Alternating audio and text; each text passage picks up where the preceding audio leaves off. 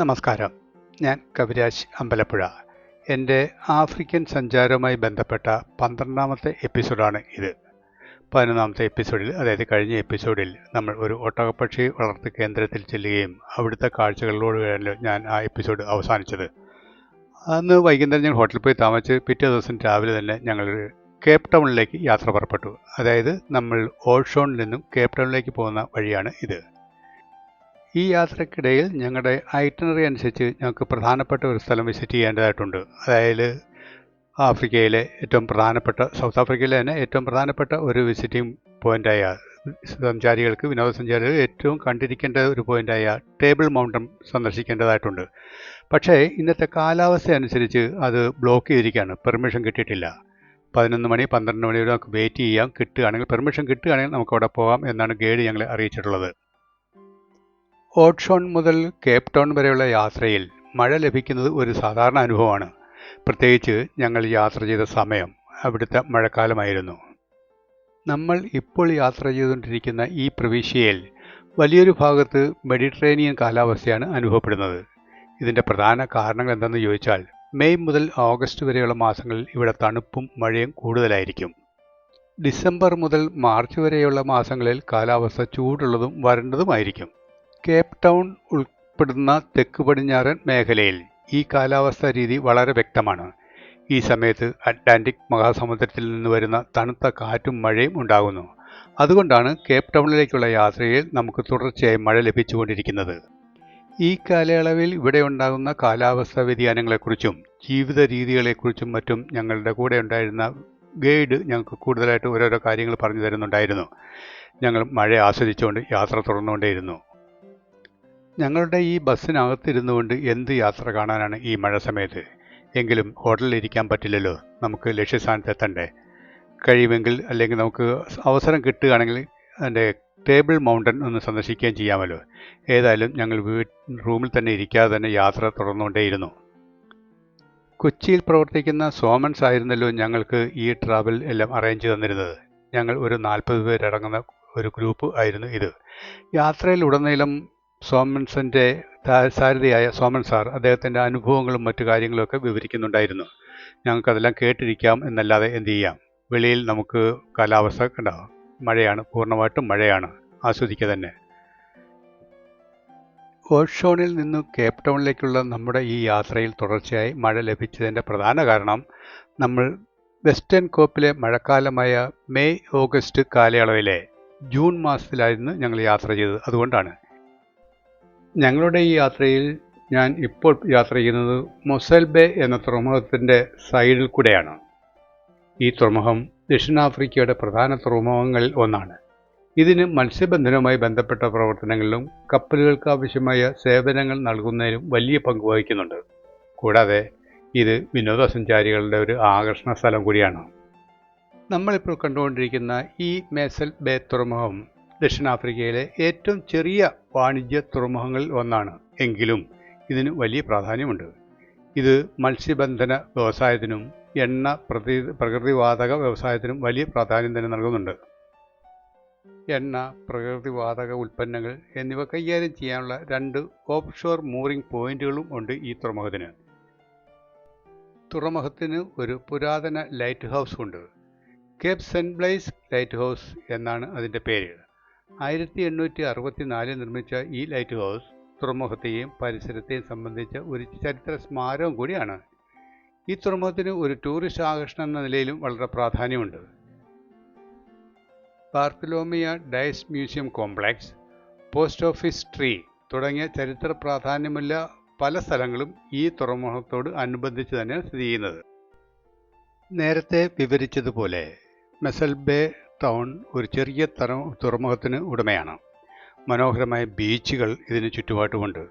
ഇത് ലോകത്തിലെ ഏറ്റവും മികച്ച തിമിംഗല നിരീക്ഷണ കേന്ദ്രങ്ങളിൽ ഒന്നാണ്. ജൂൺ മുതൽ നവംബർ വരെയാണ് അതിൻ്റെ കാലാവധികൾ. മനോഹരമായ കടൽ തീരങ്ങളും ഇതിൻ്റെ ഒരു പ്രത്യേകതയാണ്. ഈ പട്ടണത്തിലൂടെ നമ്മൾ സഞ്ചരിക്കുമ്പോൾ ഓരോ കാഴ്ചയും നമ്മളെ ചരിത്രത്തിലേക്കും പ്രകൃതി സൗന്ദര്യത്തിലേക്കും കൂട്ടിക്കൊണ്ടുപോവുകയാണ്. അറ്റ്ലാന്റിക് സമുദ്രവും ഇന്ത്യൻ മഹാസമുദ്രവും ചേരുന്ന ഒരു തീരദേശ പട്ടണത്തിലാണ് നമ്മൾ ഇപ്പോൾ യാത്ര ചെയ്യുന്നത്. ഈ പട്ടണത്തിൻ്റെ ആത്മാവായ ആ ഒരു തുറമുഖമായിരുന്നു നമ്മൾ അല്പം മുമ്പ് കണ്ടുമറിഞ്ഞത്. നൂറ്റാണ്ടുകൾക്ക് മുൻപ് പോർച്ചുഗീസ് നാവികർ അവിടെ കപ്പലിറങ്ങിയതിൻ്റെ കഥകൾ കാറ്റിൽ പോലും കേൾക്കുന്ന പോലെ തോന്നും. ദൂരെയായി തലയുയർത്തി നിൽക്കുന്ന Cape Saint Blaise lighthouse, ഇത് ഒരു ചരിത്ര മുഖസാക്ഷിയായിട്ട് അവിടെ നിൽപ്പുണ്ട്. അതാണ് ഏറ്റവും പ്രധാനപ്പെട്ട ചരിത്ര സ്മാരകങ്ങളിൽ ഒന്ന്. നിർഭാഗ്യം എന്ന് പറയട്ടെ, നമുക്ക് മഴ കാരണം വെളിയിൽ ഇറങ്ങി നടന്ന് അതൊന്നും കാണാവുന്ന ഒരു സാഹചര്യമല്ല ഇപ്പോൾ. നമുക്ക് കാൽനടയായി സഞ്ചരിക്കാനുള്ള സാഹചര്യവും അല്ലെങ്കിൽ സന്ദർഭവും ഉണ്ടായിരുന്നുവെങ്കിൽ, ഞാൻ ഉദ്ദേശിച്ചത് മഴയില്ലായിരുന്നുവെങ്കിൽ, സെൻറ്റ് ബ്ലൈസ് ട്രെയിൽ എന്ന മനോഹരമായ വഴിയിലൂടെ നമുക്ക് നടക്കാമായിരുന്നു. എങ്കിൽ ആ മനോഹരമായ വഴിയിലൂടെ നടന്ന് മലയിടുക്കുകളിലൂടെയുള്ള ആ യാത്രയിൽ സമുദ്രത്തിൻ്റെ വിശാലമായ കാഴ്ചകൾ കണ്ണിന് കുളിരേകും. ഭാഗ്യമുണ്ടായെങ്കിൽ തിമിംഗലങ്ങളെയും ഡോൾഫിനുകളെയും അകലെ നിന്ന് കാണാനും നമുക്ക് സാധിക്കുമായിരുന്നു. മഴയിൽ കുതിർന്ന ഒരു ദിവസമായിരുന്നു ഇന്ന് എങ്കിലും ബസ്സിൽ ഇരുന്നുകൊണ്ട് തന്നെ വഴിയോര കാഴ്ചകൾ കണ്ട് നമ്മൾ കേപ്പ് ടൗണിൽ എത്തിക്കഴിഞ്ഞു. ഇതാണ് കേപ്പ് ടൗണിൻ്റെ ഹൃദയഭാഗങ്ങളിലേക്ക് നമ്മൾ പ്രവേശിക്കാൻ പോകുന്നേ ഉള്ളൂ. അതിനു മുൻപായിട്ട് നമുക്ക് വളരെ വിശിഷ്ടമായ അല്ലെങ്കിൽ ലോകപ്രസിദ്ധമായ വളരെയധികം ചരിത്രങ്ങൾക്ക് മുഖസാക്ഷിയായിട്ടുള്ള ബോക്കാപ്പ് എന്ന സ്ഥലത്ത് ഇവിടെ നമുക്ക് സന്ദർശിക്കുന്നതായിട്ടുണ്ട്. ബോക്കാപ്പ് എന്ന ചരിത്ര പ്രസിദ്ധമായ ആ തെരുവുകളിലൂടെയാണ് നമ്മൾ ഇപ്പോൾ യാത്ര ചെയ്യുന്നത്. ദക്ഷിണാഫ്രിക്കയിലെ കേപ്പ് ടൗണിലുള്ള ഒരു ചരിത്രപ്രധാനമുള്ള സ്ഥലമാണ് ഇതെന്ന് ഞാൻ നേരത്തെ സൂചിപ്പിച്ചിരുന്നല്ലോ. വർണ്ണശബളമായ വീടുകളും കല്ലുകൾ പാകിയ തെരുവുകളും അതുല്യമായ കേപ്പ് മലായ് സംസ്കാരവുമാണ് ഈ കേപ്പ് കോപ്പിനെ ലോകപ്രസിദ്ധമാക്കുന്നത്.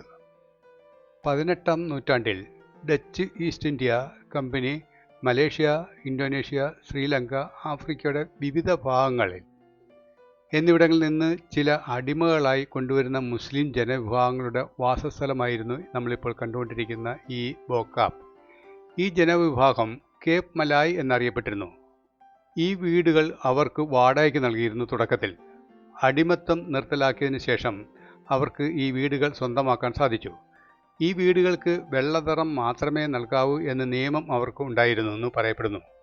ഈ വീടുകൾ സ്വന്തമായപ്പോൾ സ്വാതന്ത്ര്യത്തിൻ്റെയും സന്തോഷത്തിൻ്റെയും പ്രതീകമായി അവർ ഇഷ്ടമുള്ള നിറങ്ങൾ നൽകി വീടുകൾക്ക് പെയിൻറ് ചെയ്തു. ഇതാണ് കോപ്പ് ബേയിലെ വർണ്ണാഭമായ വീടുകളുടെ പിറകിലുള്ള ഈ നിറങ്ങളുടെ വ്യത്യാസത്തിൻ്റെ കാരണം. മഞ്ഞ, പിങ്ക്, നീല, പച്ച തുടങ്ങിയ എല്ലാ നിറത്തിലുമുള്ള വീടുകൾ ഇവിടെ നമുക്ക് കാണാൻ സാധിക്കും. ഓരോ വീടിനും അതിൻ്റേതായ നിറമുണ്ട്. അത് ബേക്കോപ്പിന് ഒരു പ്രത്യേക ഭംഗി നൽകുന്നുമുണ്ട്. പഴയ കാലത്തെ ഓർമ്മിപ്പിക്കുന്ന കല്ലുകൾ പാകിയ റോഡുകളാണ് ഇവിടെ കൂടുതലായിട്ടും കാണുന്നത്. അതൊരു പ്രത്യേകതയാണ് ഈ സ്ഥലത്തിൻ്റെ. വീടുകളുടെ വാസ്തുവിദ്യയിൽ കേപ്പ് ഡച്ച് ജോർജിയൻ ശൈലികളാണ് സ്വാധീനം കൂടുതൽ ചെലുത്തിയിരിക്കുന്നത്. ഇവിടെ ഭൂരിഭാഗം പേരും മുസ്ലിങ്ങളാണ്. അതിനാൽ ഇവിടുത്തെ സംസ്കാരത്തിൻ്റെ ഇസ്ലാമിക് സ്വാധീനം വ്യക്തമായി നമുക്ക് മനസ്സിലാകും. കേപ്പ് ടൗണിലെ കോൺസ്റ്റാഷ്യ എന്ന സ്ഥലത്തുള്ള ഒരു പുരാതന വൈൻ എസ്റ്റേറ്റാണ് ഗ്രൂറ്റ് വെസ്റ്റാഷ്യ. ദക്ഷിണാഫ്രിക്കയിലെ ഏറ്റവും പഴക്കമുള്ള വൈൻ ഉൽപ്പാദന ഫാമാണ് ഇത്. അവിടെയാണ് നമ്മളിപ്പോൾ എത്തിച്ചേർന്നിരിക്കുന്നത്. 1685-ൽ ഡച്ച് ഈസ്റ്റ് ഇന്ത്യ കമ്പനിയുടെ കമാൻഡറായിരുന്ന സൈമൺ വാൻസ്റ്റർ എന്ന വ്യക്തിക്ക് നൽകിയ സ്ഥലത്താണ് ഗ്രൂറ്റ് വാൻസ്റ്റേഷ്യ സ്ഥാപിച്ചത്. ഈ മേഖലയിലെ മികച്ച കാലാവസ്ഥയും ഫലപുഷ്ടിയായ മണ്ണും മുന്തിരിക്കൃഷിക്ക് അനുയോജ്യമാണെന്ന് അദ്ദേഹം കണ്ടെത്തി. അദ്ദേഹത്തിൻ്റെ കാലഘട്ടത്തിൽ തന്നെ ഇവിടുത്തെ വൈനുകൾ യൂറോപ്പിൽ വളരെ പ്രശസ്തമായി തുടങ്ങിയിരുന്നു. 18-ാം നൂറ്റാണ്ടിലും 19-ാം നൂറ്റാണ്ടിലും ഗ്രൂട്ട് കൺസേഷ്യയുടെ വിൽപ്പന അതിൻ്റെ ഉച്ചസ്ഥിലെത്തി.